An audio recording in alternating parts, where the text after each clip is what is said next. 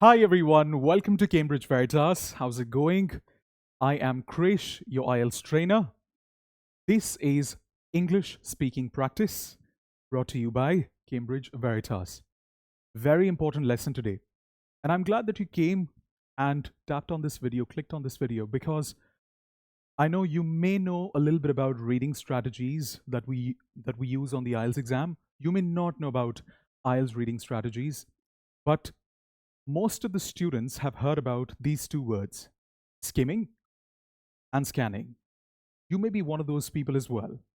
But today's lesson, allow me to tell you before we start, is not about skimming and scanning.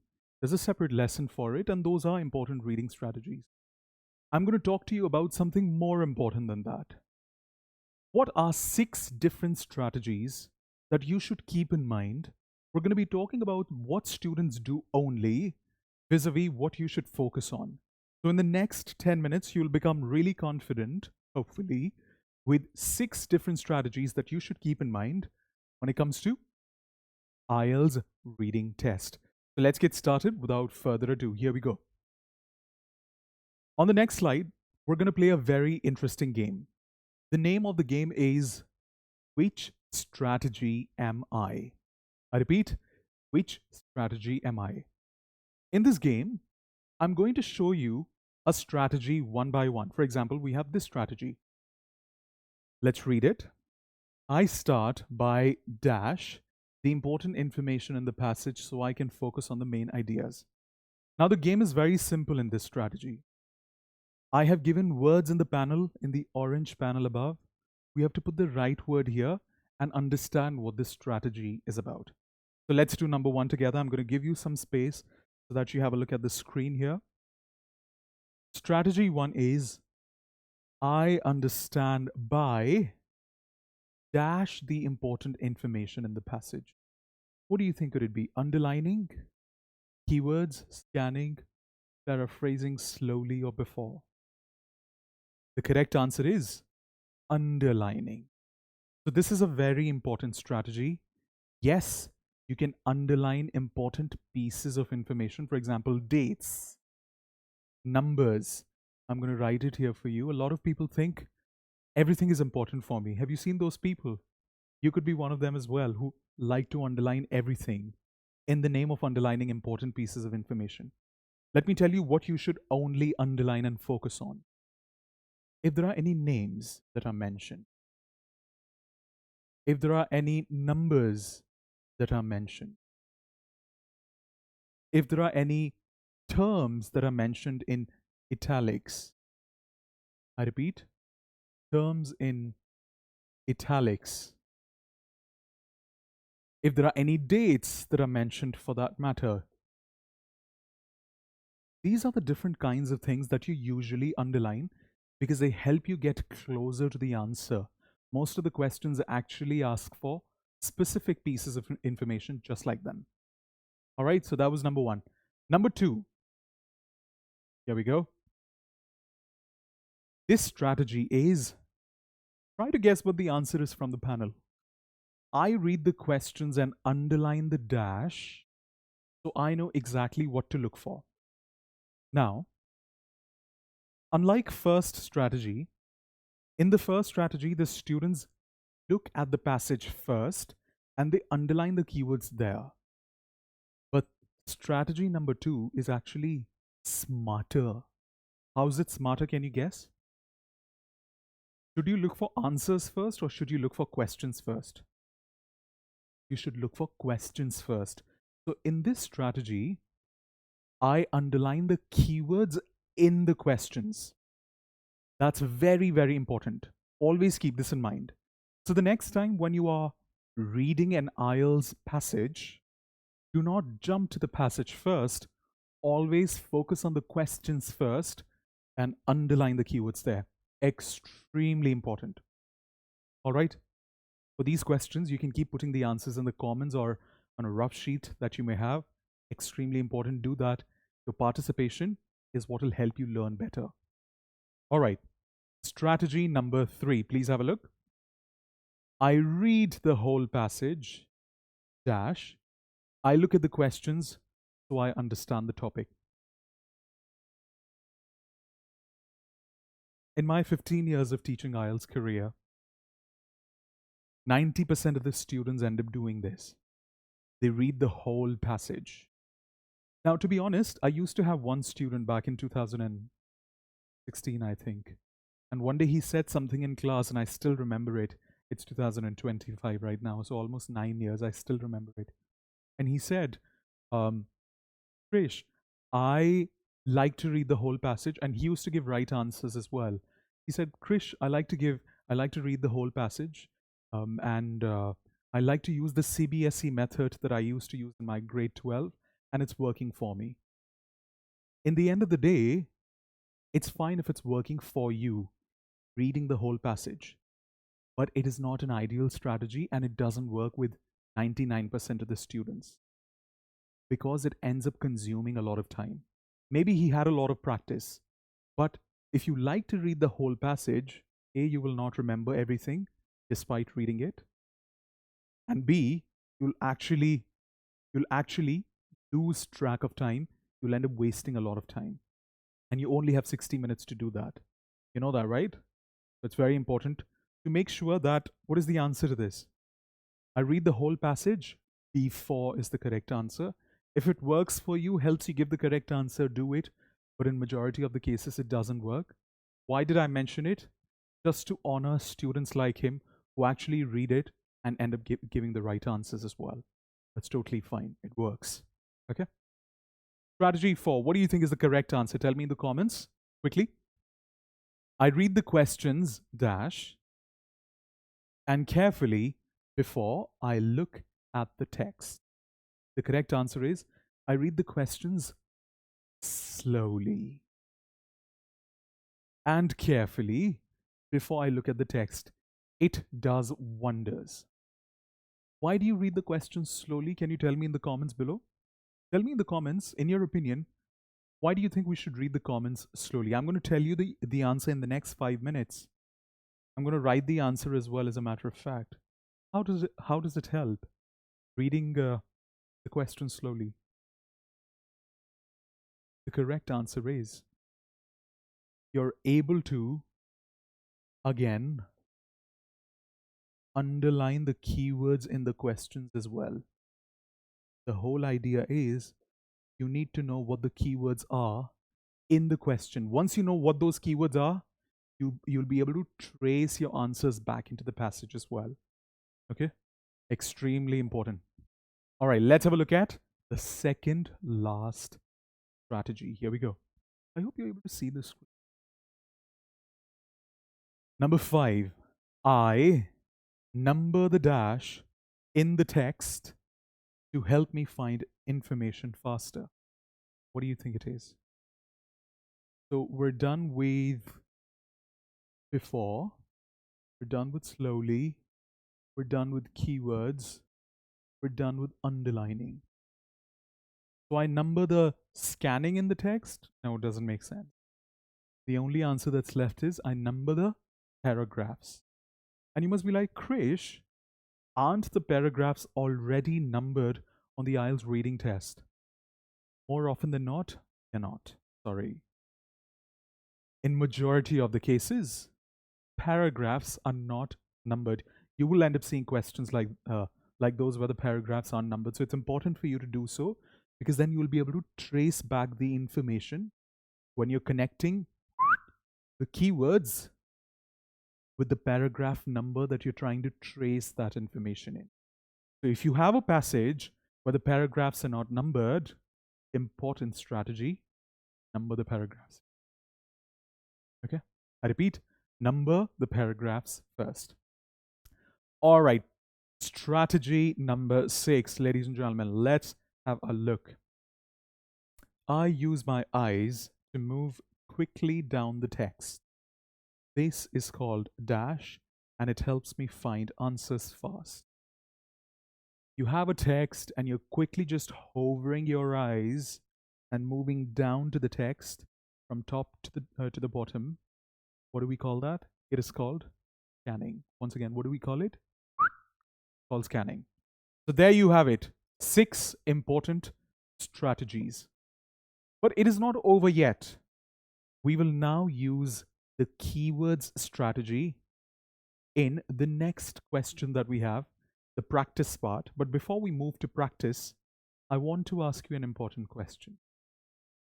Which strategy from here did you find the most useful? I repeat, which strategy from here did you find the most useful? Tell me in the comments, and why do you think it'll help you?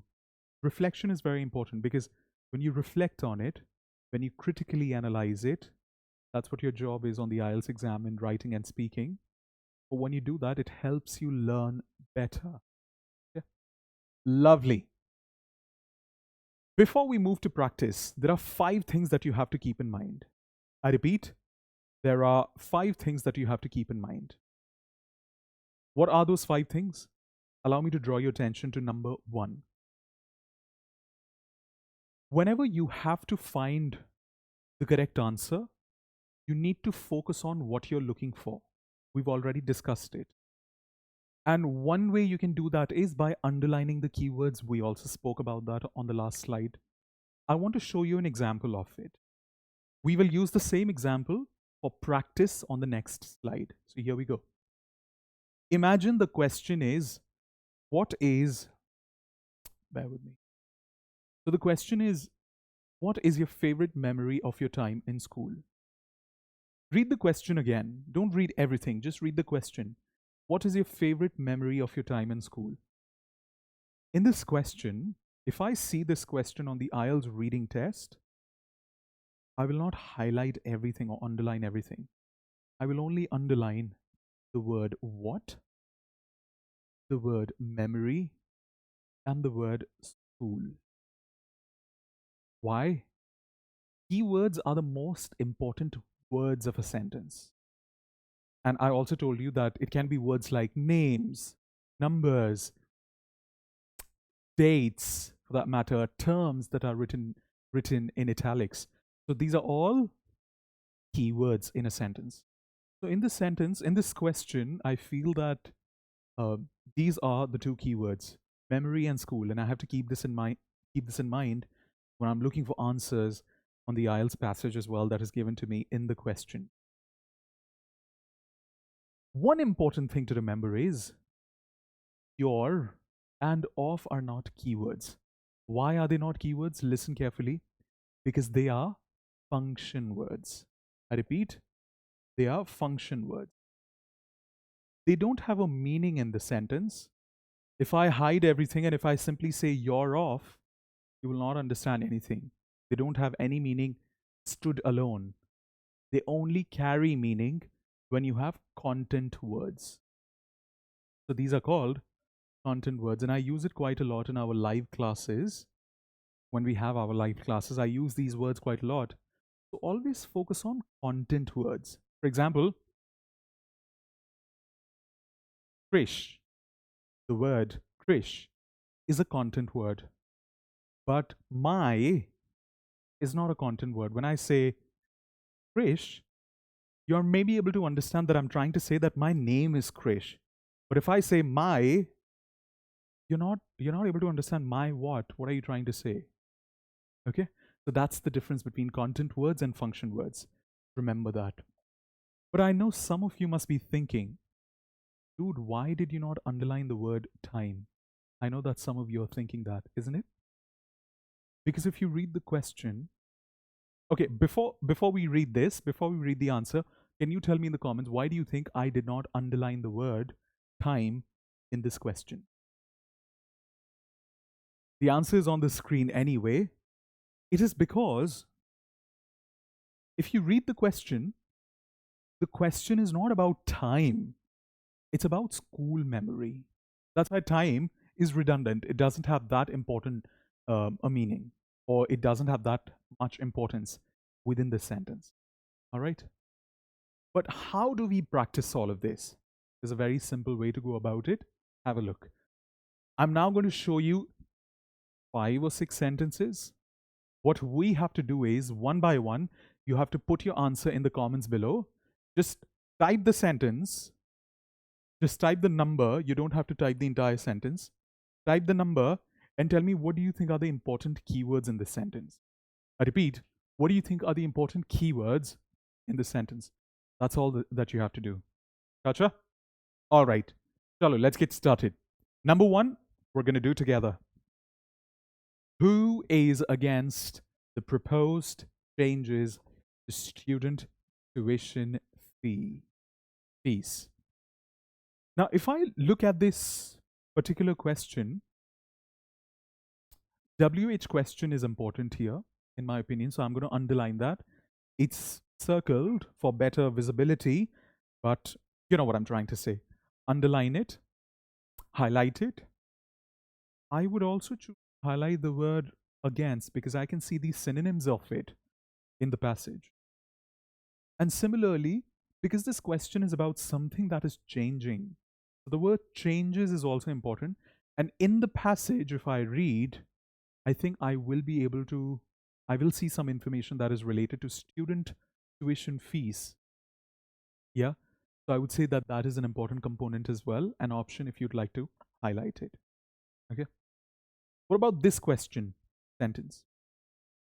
How could a future loan repayment schedule be described in comparison to today's?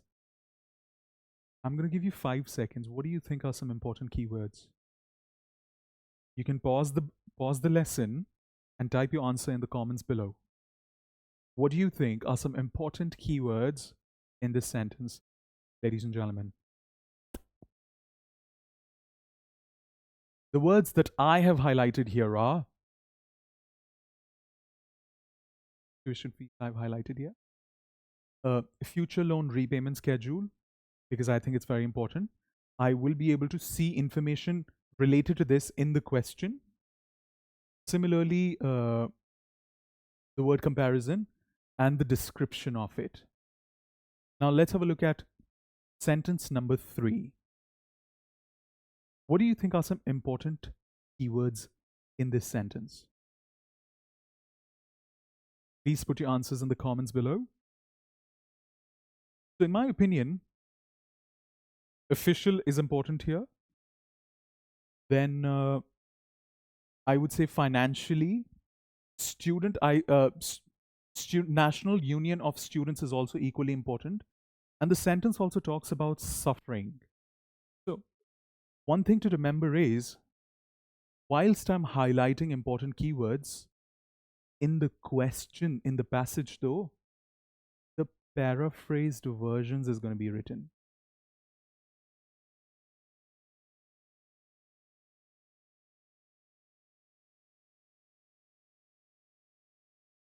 I repeat, paraphrased versions are not going to be written, are going to be written.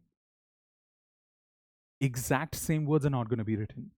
So when I look at officials suffer financially, I understand that I'm preparing my mind that I may not find exactly these words, but maybe alternatives of them, synonyms of them. Yeah. All right. Let's have a look. Moving on. National Union of Students, as I mentioned before. Now, for the next sentence, from the point of view of students, what would be the negative consequences is a very important word here.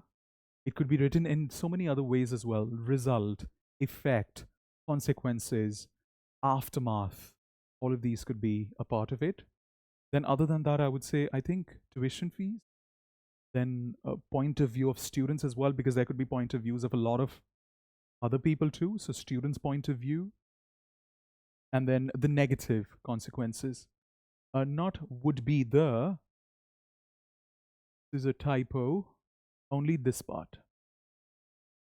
Negative consequence. All right. Now, there's one thing that you have to do. Look at this sentence. I'm not telling the answer for the last one, 5th one. What do you think are the important keywords in the 5th one here for you, ladies and gentlemen? Tell me the answer in the comments below. Now, for those of you, now this is a very important piece of information. Those of you who have joined the channel, I'm not talking about subscribe, joined the channel, you're a member of the channel, please make sure that you attend the Saturday and Sunday class. It's very important. You have the unrestricted access to the live classes. That is, when the lesson is over, you still can go back to the lesson, access the practice PDFs which are available on private group chat. Where is it? Discord group. So make sure that you download all the PDFs. We're also going to be giving the access to My Veritas dashboard, where you have access to 10 exercises to practice this and multiple quizzes as well. And if you have any questions whatsoever, please feel free to ask on our private group chat. It's a wonderful community. All of us are connected there. Make sure to voice your choice if you have any questions, concerns, whatsoever. All right. Thank you so much. If you're not a member yet, in the description below or the first comment pinned to this video, you'll be able to see a link. Feel free to become a member. It's at a nominal fees of 1,300 rupees a month. You'll benefit a lot. There are a lot of benefits apparently joining the membership of the channel. Okay? All right, before we end, can you quickly tell me what did you learn in this lesson? As I always stress in our live classes as well, in YouTube lessons as well, reflection is very important. So what did you learn in today's lesson? Tell me in the comments below. Looking at all of this is important, but unless you practice, you'll not be able to move forward. So in this lesson, which is IELTS reading, true, false, not given, it is a different question type. I've attached the link here for you. Watch the lesson carefully, practice alongside with me. You'll be able to learn a lot more. And make sure, in case you haven't subscribed yet, subscribe to the channel. There's a lot to learn, and we have a long way together. Okay? God bless. Take care. Thank you for joining me. And I will see you guys very, very soon in the next video. Loads of love. Bye-bye.